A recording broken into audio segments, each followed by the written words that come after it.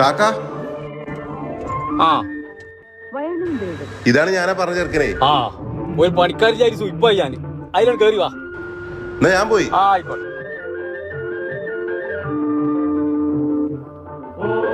ഇതൊന്ന് നോക്കി പഠിച്ചോ.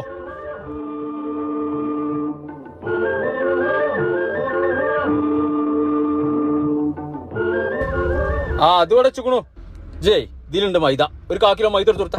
ആകാശവാണി തിരുവനന്തപുരം, ആലപ്പുഴ, കവരത്തി. പ്രഭാതഭേരി.